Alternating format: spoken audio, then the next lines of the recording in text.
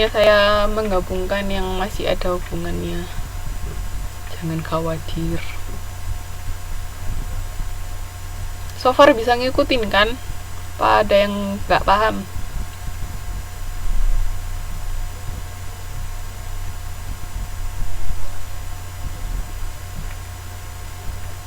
Oke. Mas Didi gimana? Jadi kita sudah belajar modul 1, Mas. Bisa dilihat di videonya ya. Yang lain ini kok nggak ada suaranya ya? Halo? Bisa dengar suara saya kah?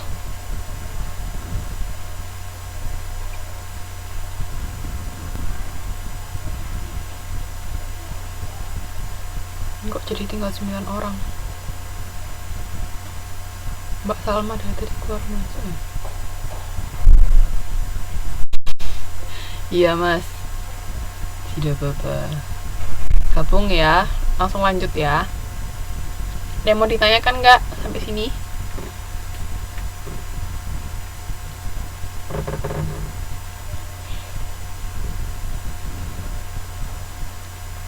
Oke, kalau nggak ada pertanyaan, saya lanjut ke efek finansial jasa ya, yaitu pengukuran kinerja jasa dengan balance scorecard. Apakah itu balance scorecard? Ada yang pernah tahu nggak balance scorecard? Ada yang pernah dengar wes? Nggak tahu. Pernah dengar aja kata-kata balance scorecard? Ada yang pernah tahu atau pernah dengar? Atau malah sudah paham?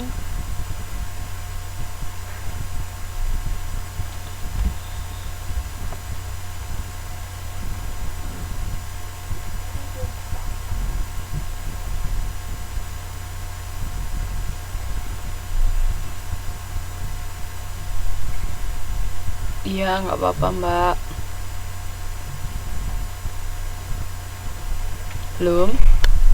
Oke, jadi balance scorecard itu digunakan biasanya perusahaan untuk mengukur kinerja, apakah perusahaan itu sudah bagus atau enggak ini ya. Jadi kalau secara definisi yaitu sistem pengukuran strategis yang menjangkau ruang lingkup kinerja lainnya yang dibutuhkan. Jadi biasanya kalau perusahaan untuk mengukur kinerja perusahaan itu bagus atau enggak kan dari sisi keuangannya kan. Nah, tapi kalau balance scorecard ini mengukur tingkat kinerjanya bagus atau enggak hanya dari sisi keuangan, tapi juga dari sisi-sisi lain. Seperti apakah itu? Kita lihat di sini. Nah, kelihatan enggak? Apa terlalu kecil? Bisa kelihatan enggak ini? Di layar.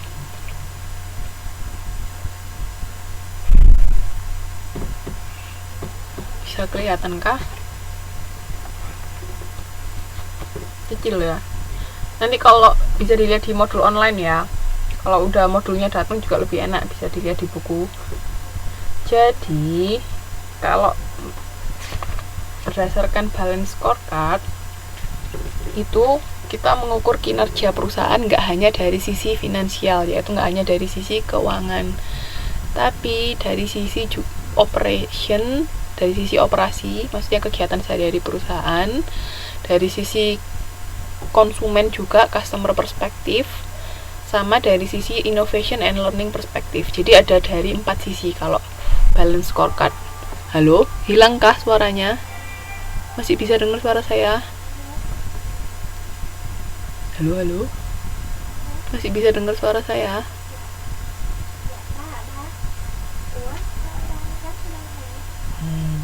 Oh ya udah, lanjut ya. Jadi kalau balance scorecard itu mengukur kinerja perusahaan dari 4 perspektif. Yang pertama financial perspektif, yang kedua operation perspektif, yang ketiga innovation and learning perspektif, yang keempat customer perspektif. Jadi kita mengukur kinerja kita bagus atau enggak dari 4 itu. Misalnya dari sisi keuangan bagus, tapi belum tentu dari sisi customer atau dari sisi operasi atau dari sisi inovasi dan pembelajaran perusahaan bagus. Nah, ada baiknya kalau 4 perspektif ini perusahaan bisa sama-sama seimbang, bagus semua. Nah, kalau dari sisi financial ini ada yang tadi price premium sudah saya jelaskan kan. Terus volume increase ini maksudnya volume penjualan, tingkat penjualan perusahaan itu meningkat. Kalau mengalami peningkatan berarti perusahaan kinerjanya bagus. Terus ini value of customer referrals, terus value across sales sama long term value of customer. Jadi pokoknya kalau dari sisi finansial semuanya positif, berarti kinerja perusahaan itu bagus. Nah, kalau dari sisi operation ini, operation perspektif yaitu kok yo cilik. Right first time. Terus right on time. Jadi apakah perusahaan bisa menawarkan jasa yang baru atau jasa yang waktunya pada saat yang tepat. Terus apakah perusahaan itu bisa memberikan respon yang cepat terhadap keinginan konsumen, atau transaksi yang dilakukan bisa pemberian pelayanan itu bisa cepat tanggap. Nah, kalau perusahaan bisa melakukan hal tersebut, berarti dari sisi operasi kinerja perusahaan juga bagus. Ketika kita bisa memberikan kualitas yang bagus, itu sisi operasi. Terus pokoknya intinya pemberian pelayanan terhadap konsumen itu bisa bagus, berarti dari sisi operation perspektifnya bagus ya. Nah, kalau dari sisi customer, berarti ini dari sisi pandangan konsumen. Kalau dari konsumen service perception, kalau konsumen memiliki persepsi yang bagus tentang perusahaan jasa kita, berarti kinerja bagus. Kalau merasa value atau nilai yang kita berikan, layanan yang kita berikan, konsumen merasa bagus atau konsumen bisa merasa puas, ya sudah, berarti kita kinerja perusahaannya bagus. Terus misalnya kita sudah punya banyak pelanggan yang setia atau banyak banyak pelanggan baru juga. Nah, itu kan dari sisi konsumen. Kalau kita bisa melakukan hal-hal tersebut, berarti perusahaan kinerjanya bagus. Oke.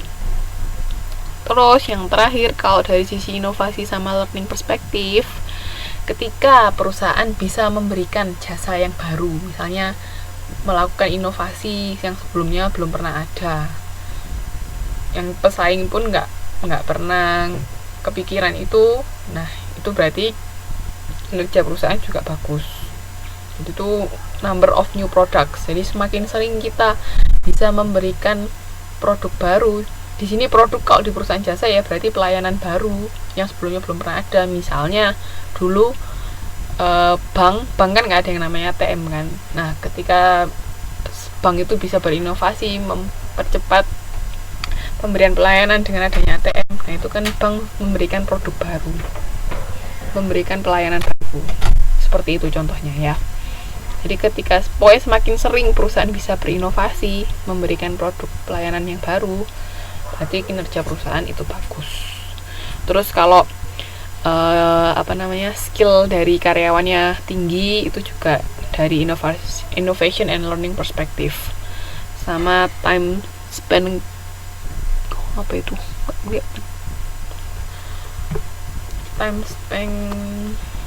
calling apa pak? Bentar, kelihatan terlalu kecil.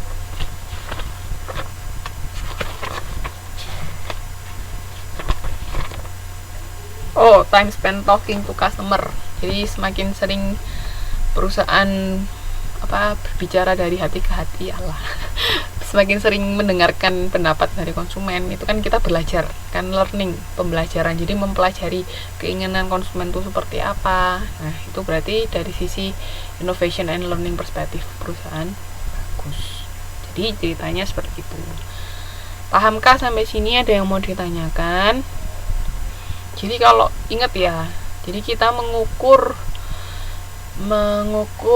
kinerja perusahaan nggak hanya dari sisi keuangan, tapi dari sisi-sisi yang lain. Misalnya tahun ini laba kita meningkat, tapi ternyata konsumen banyak yang nggak puas Misalnya kita habis mengeluarkan produk